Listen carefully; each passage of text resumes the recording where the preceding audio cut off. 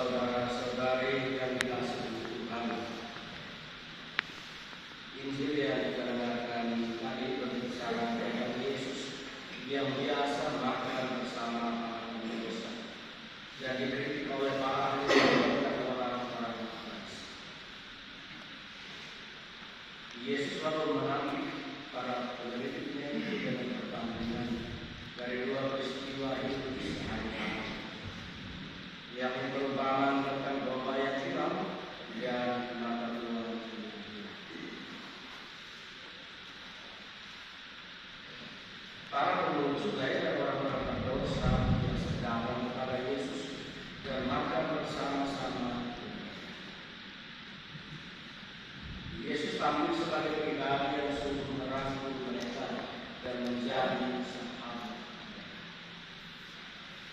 Dia sepertinya punya rumah sendiri, dan orang-orang yang biasanya disingkirkan dan dilihat dengan sebelah mata oleh masyarakat itu, sepertinya tidak ragu-ragu datang kepadanya. Mereka tidak malu, mereka tidak senang. Mereka datang untuk mendengarkan dia. Pernyataan ini sangat menarik.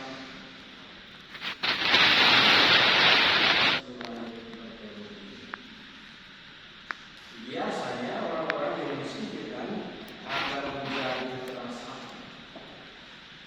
Akan tetapi mereka tidak bersikap demikian terhadap Yesus. Hati mereka justru sangat terbuka karena Yesus terbuka terhadap. Sikap Yesus terhadap para pengunjung dan orang-orang berdosa ini jelas menjengkelkan para ahli Taurat dan orang-orang Farisi karena bertentangan dengan ajaran. Menurut mereka, bagaimana keadilan Allah dipertahankan kalau orang-orang berdosa itu? Bukankah seharusnya mereka dihukum? Sikap Yesus ini benar-benar menjadi batu sandungan dan menggugah kewibawaan. Mereka mau melarang Yesus, tidak mungkin. Karena itu mereka bersujud. Saudara-saudari, Yesus mengetahui kejengkelan para pemimpin agama Yahudi. Apa yang dia harus katakan kepada mereka? Dia menjawab dan memberikan dua perbandingan dari peristiwa hidup sehari-hari.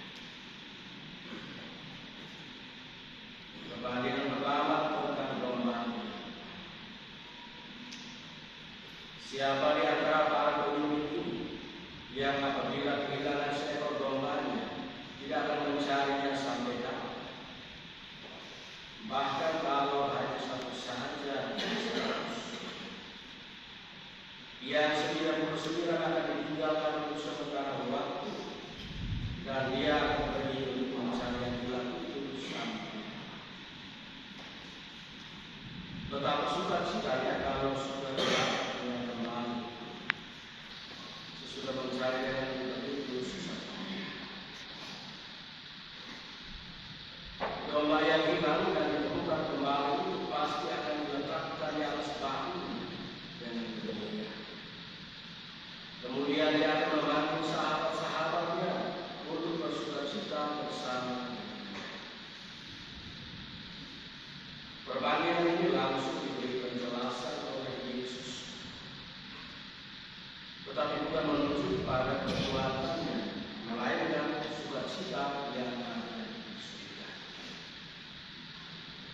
Apa yang dibuat oleh Yesus itu sesuai dengan kehendak Bapanya sendiri. Dia datang ke dalam dunia ini untuk memanggil orang-orang berdosa supaya bertobat dan tetap besar sukacita di surga apabila ada orang berdosa. Yesus bahkan meyakinkan para pengikut bahwa sukacita ini akan lebih besar daripada sukacita melihat sekian banyak orang saleh yang tidak memerlukan pertolongan. Ini sangat keterlaluan menurut pemahaman manusia. Tetapi begitulah. Itulah kemonisme Allah. Satu orang berdosa yang bertobat lebih berharga di matanya daripada 1000 orang saleh. Saudara-saudari yang Tuhan, perbandingan kedua ini diambil dari dunia tahun perempuan, dari kehidupan seorang ibu rumah tangga yang miskin dan sangat sederhana. Pesannya tidak jauh berbeda dengan perbandingan yang pertama, tetapi ada keistimewaan pada perbandingan yang kedua. Bagi orang miskin dan sederhana, satu perak saja yang hilang sudah sangat berharga. Mereka akan berusaha untuk mencarinya sampai dapat, dan betapa besar sukacitanya kalau sudah. Satu lingkungan akan ramai dan senang, itu bersukacita. Kesimpulannya menarik. Ada sedikit perbedaan dengan perbandingan yang pertama. Di sini disebut sukacita pada malaikat Allah. Malaikat Allah adalah pelayan Allah. Sukacita mereka adalah sukacita Allah sendiri. Atau mereka bersukacita karena Allah. Pernyataan ini sangat cocok dengan gambaran orang kecil di sini.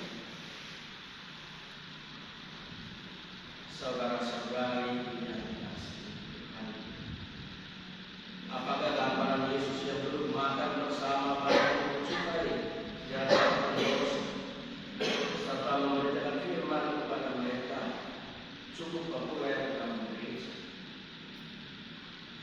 Apakah ada lukisan-lukisan di dalam gereja kita yang menggambarkan hal ini? Jika tidak, ini sebenarnya sangat mengherankan kita dan membuat kita harus bertanya dan mengagumi. Mengapa? Karena gambaran ini termasuk salah satu yang paling kuat di dalam Injil. Yesus tidak percuma diberi gelar sebagai pelahap sahabat berhukum cukai dan orang-orang dosa. Gambaran Yesus yang kita dengar hari ini mungkin juga jarang ditemukan di antara para pelayan umat di dalam gereja. Biasanya yang menjadi sahabat-sahabat kita ialah orang-orang baik, orang-orang yang rajin berdoa, orang-orang yang rajin bekerja. Pada umumnya dunia para pelayan firman lebih dikuasai oleh dunia orang-orang saleh, orang-orang baik. Jarang atau hampir kita pernah melihat seorang imam biarawan para pelayan firman dalam gereja bergaul dengan orang-orang yang sangat direndahkan orang lain atau dianggap sebagai orang berdosa. Seperti para pelaut. Beberapa hari yang lalu saya berbicara dengan seorang awam mantan SPD. Ia bercerita bagaimana caranya digunakan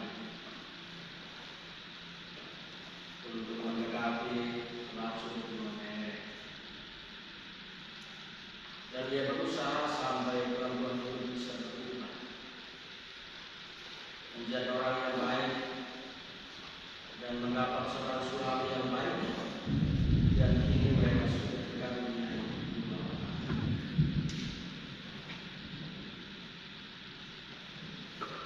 Kita berdoa dalam diri para pelayan firman di dalam gereja. Orang-orang yang berani menghadiri Kristus di antara orang-orang yang direndahkan karena dipandang sebagai orang berdosa atau yang tidak dapat dipercaya. Saudara-saudari yang dikasihi, sangat mengherankan bahwa manusia itu lebih keras terhadap sesamanya yang berdosa daripada Tuhan sendiri. Ada yang bahkan membenarkan sikap ini dengan alasan untuk membela keadilan dan keputusan Tuhan. Kita bersyukur kepada Allah karena kita dianugerah untuk mengenal Yesus Kristus. Allah memang adil dan lurus, tetapi dengan susah payah dan penuh kesabaran, Dia mencari domba-dombanya yang hilang. Dia mencari anak-anaknya. Allah tidak pernah putus asa untuk mencari yang hilang, dan tetap bergembira apabila Dia dapat menemukan mereka kembali. Dia meletakkannya di atas bahunya dengan gembira dan mengundang semua untuk ikut bersukacita. Begitulah Allah dengan orang berdosa. Begitulah Allah dengan kita sekalian. Karena kita semua adalah orang-orang berdosa. Yesus mengundang kita untuk masuk dalam sukacita Allah, yakni mau menjadi sahabat orang berdosa sampai orang itu. Allah kita adalah Allah yang bukan mencari orang berdosa. Dia mencari saya dan Anda. Dia mencari kita semua dan mau